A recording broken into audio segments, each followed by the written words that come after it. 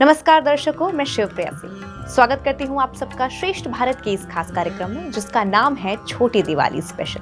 दर्शकों, दिवाली की शुभ शुरुआत धनतेरस से होती है और इसका समापन भाई दूज के साथ होता है। 5 दिनों के इस त्योहार में एक पर्व छोटी दिवाली भी है जिसे नरक चतुर्दशी भी कहते हैं। आज के इस कार्यक्रम में हम विस्तार में चर्चा करेंगे छोटी दिवाली के बारे में, उसके शुभ मुहूर्त के बारे में, इसके महत्व के बारे में। और इस विषय पर प्रकाश डालने के लिए हमारे साथ स्टूडियो में मौजूद हैं आचार्य मोक्षित जी। आपका बहुत बहुत स्वागत है आचार्य जी हमारे इस कार्यक्रम में।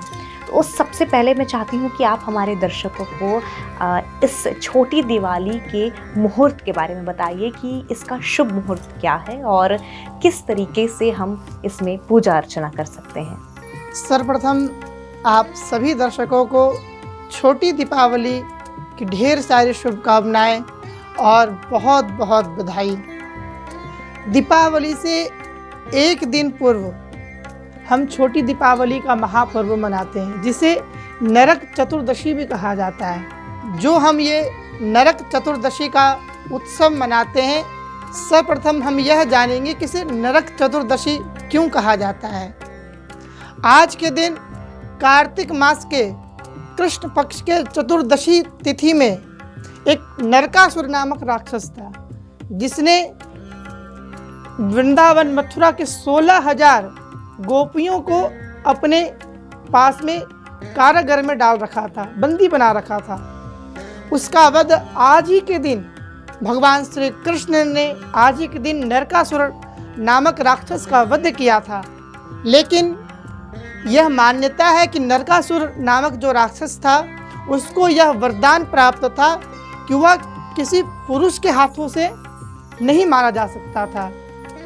इसके लिए भगवान श्री कृष्ण ने अपनी पत्नी सत्यभामा का सहयोग लिया और उनके माध्यम से उस नरकासुर नामक जो राक्षस था उसका वध किया।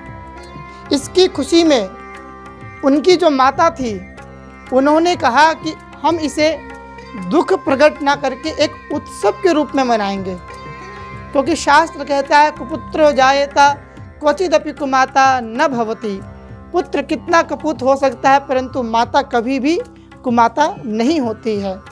इसीलिए वह माता बहुत ही धैर्यवान और शक्तिवान है जिन्होंने गलत का साथ ना दे करके अच्छाई का साथ दिया और अपने पुत्र की मृत्यु पे उसे उत्सव के रूप में मनाना प्रारंभ किया। और इसी प्रकार से उस दिन से ये परंपरा चली कि नरक चतुर्दशी के दिन हम यम का पूजन भी करते हैं। जी, यम का पूजन हम इसलिए करते हैं, हमारे शरीर में, हमारे परलोक में जाने के बाद वहाँ पे हमें अक्षय स्वर्गलोक की प्राप्ति हो और हमारे जीवन में कोई भी अकाल मृत्यु ना हो। आप बहुत बार देखते होंगे अकाल घटना घट जाती है व्यक्तियों के साथ में। तो जो आज के दिन नरक चतुर्दशी के दिन यम का पूजन करने का भी महत्व बताया गया है। तो अगर आप आज के दिन यम का पूजन करते हैं तो उससे आपके जीवन में कभी भी किसी भी प्रकार की कोई अकाल मृत्यु जैसे शब्द नहीं आएंगे।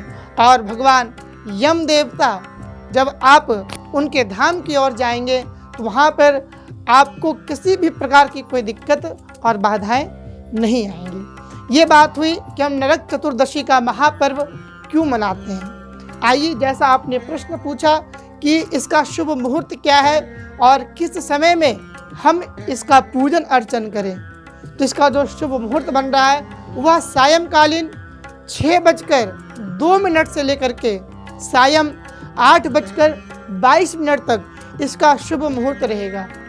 इस शुभ मुहूर्त में आप भगवान यम का और भगवान गणपति देव, माँ लक्ष्मी सहित आप आज के दिन भगवान श्री कृष्ण की पूजा अवश्य में करें। आज के दिन भगवान श्री कृष्ण की पूजा करने का भी विधान बताया गया है।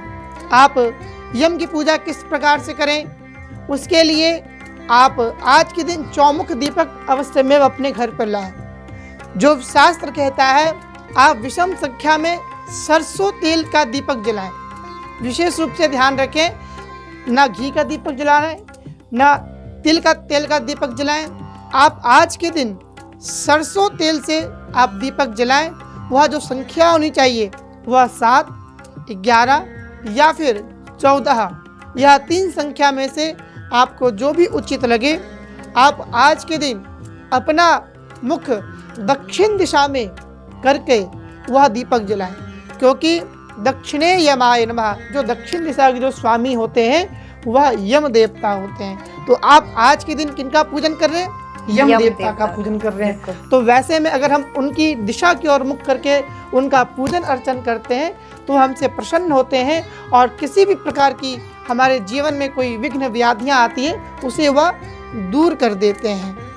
जी, आपने बहुत ही बेहतरीन तरीके से हमारे दर्शकों को इसके बारे में बताया कि छोटी दिवाली का महत्व क्या है और शुभ मुहूर्त क्या है। और मेरा अगला सवाल आपसे ये है कि इस दिन हमें ऐसी कौन सी चीज़ें हैं जिसका हमें खास ध्यान रखना चाहिए जब हम पूजा अर्चना करते हैं? सर्वप्रथम आप ध्यान रखें कि आप उस दिन नीले रंग का एवं सफ़ेद रंग के वस्त्र पहनने से बचें, क्योंकि यह वस्त्र आज के दिन नहीं पहनने चाहिए। आप किस रंग के वस्त्र पहने? तो आप आज के दिन लाल रंग के वस्त्र पहन सकते हैं, पीले कलर का वस्त्र पहन सकते हैं। यह वस्त्र अगर आप पहनते हैं तो यह इससे आपकी भगवान के प्रति रुचि भी बढ़ेगी और यह बहुत ही शुभ माना जाता है। तो आप सर्वप्रथम आज के दिन जब आप प्रातःकालीन उठें उस दिन भी ध्यान रखें कि आपको किसी भी प्रकार का नाखून नहीं काटना है, बाल नहीं काटने हैं। इस चीज़ का विशेष रूप से ध्यान रखें, क्योंकि हमारे शास्त्र में लिखा गया है कि हम जब भी कोई व्रत या उसका त्यौहार मनाते हैं उसमें कुछ नियम की आवश्यकता पड़ती है। व्रत, जप, नियम, तपः, स्वाध्याय, क्रतुशम, दया, दान, इसमें जो सबसे बड़ी बात बताई गई है वह आपके अंदर दया की भावना रखनी है। अगर आप अपने ऑफिस में एक अच्छे पोस्ट पे विराजमान हैं तो आपके जो नीचे के लोग हैं उनसे बहुत ही अच्छे तरीके से बात करना है, उनके ऊपर क्रोध नहीं करना है, क्योंकि जब भी हम कोई अनुष्ठान करते हैं उसमें हमें सर्वप्रथम क्रोध को त्यागना चाहिए। क्रोध से सामने वाले व्यक्ति का कोई नुकसान नहीं होता है, उससे आपका स्वयं का नुकसान है। तो इसीलिए कोई भी धर्म त्योहारों पे आपको क्रोध से बचना चाहिए। और दूसरा, विशेष रूप से महिलाएं ध्यान दें कि आज के दिन किसी भी प्रकार के घर के अंदर कलह को उत्पन्न ना करें। कोई छोटी बात हो तो उसे आप प्यार से समझा लें, सुलझा लें तो ज़्यादा उत्तम रहेगा, क्योंकि आज के दिन घर में कलह होना या छोटी बातों पे लड़ाई होना वो हमारे लिए बहुत ही घातक है। इससे भगवान माँ लक्ष्मी और भगवान गणपति देव हमसे अप्रसन्न हो जाते हैं और हमारे द्वार पे आकर के विराजित नहीं होते हैं। तो आप इन बातों का अवश्य में ध्यान रखें। और जो चौथी बात है, स्वच्छता का विशेष रूप से ध्यान रखें। आप जो भी दीपक जलाएं वह पूर्ण तरीके से स्वच्छ होना चाहिए और आप जहाँ भी पूजन कर रहे हो वह भी पूर्ण तरीके से स्वच्छ होना चाहिए। आपके वस्त्र स्वच्छ होने चाहिए। आप स्नान आदि क्रिया करने के बाद ही आप भगवान का पूजन अर्चन करें। जी आचार्य जी, मेरा आपसे जो आखिरी सवाल है वो ये है कि ऐसे बहुत से लोग हैं जो पूजा अर्चना करना चाहते हैं लेकिन वो अपने घरों में ना रहकर हॉस्टल या पीजी ऐसे सब जगह पे रहते हैं पढ़ाई के लिए या जॉब के लिए। तो मैं चाहती हूँ कि आप उन लोगों के लिए कुछ बताएं, कुछ उपाय बताएं कि वो किस तरीके से ये पूजा अर्चना अपना संपन्न कर सकें और उन्हें अपनी ज़िंदगी में काफ़ी तरक्की देखने को मिले। जी, जो भी लोग बाहर रहते हैं पढ़ाई के लिए या फिर किसी भी कार्य क्षेत्र के लिए, उनके लिए यह संभव नहीं है कि वह जहाँ भी रह रहे हैं इन प्रकार की सभी प्रकार की पूजा विधि से वह पूजन कर सके। क्योंकि अगर हम परिवारों में रहते हैं तो हमारे माता पिताजी को सब ज्ञात होता है कैसे क्या करना है क्या नहीं करना है। लेकिन जब अभी हम शिक्षा ले रहे हैं या फिर हम कहीं घर से बाहर बहुत दूर हैं तो ऐसे में आप कुछ ना कर सकें तो आप सिर्फ और सिर्फ आज के दिन एक चौमुख दीपक ले आए। मिट्टी का चौमुख दीपक आता है। चौमुख का तात्पर्य यह होता है जिसमें 4 बत्ती लग सके। उसके अंदर आप सरसों का तेल भर दें और उसे जला करके सायंकालीन आप किसी भी पीपल वृक्ष के पास में आप जा करके उसे रखाएं। ऐसा करने मात्र से केवल भगवान यम देवता की और भगवान गणपति देव और माँ लक्ष्मी, भगवान विष्णु सहित आपके जीवन में अनंत कृपा प्रदान होंगी और आपके जीवन में जो भी विघ्न व्याधियाँ आती हैं, जो भी दिक्कतें आ रही हैं, वह सभी प्रकार की विघ्न व्याधियाँ दूर होगी। और विशेष रूप से जो लोग गंभीर बीमारी से पीड़ित हैं तो वह नरक चतुर्दशी के दिन भगवान शिव की, भगवान विष्णु की विशेष रूप से आराधना कर सकते हैं। और जो लोग पीड़ित हैं वह 11 चौमुख दीपक जला करके 2 अपने मुख्य द्वार पर रखें और बाकी दीपक आपके आसपास में पीपल का वृक्ष हो तो आप वहाँ पे जा करके रखें।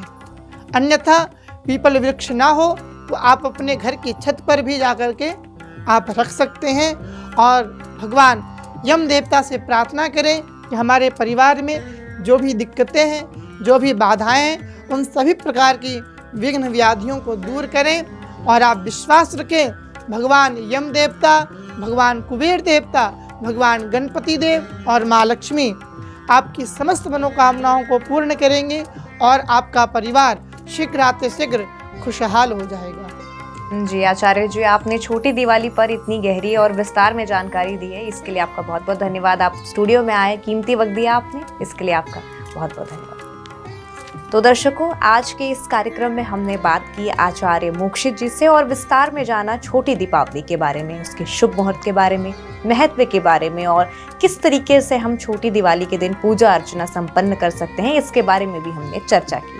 तो दर्शकों, हमारे आज के इस कार्यक्रम में बस इतना ही। बाकी के खबरों के लिए देखते रहिए श्रेष्ठ भारत। मुझे दीजिए इजाजत। नमस्कार।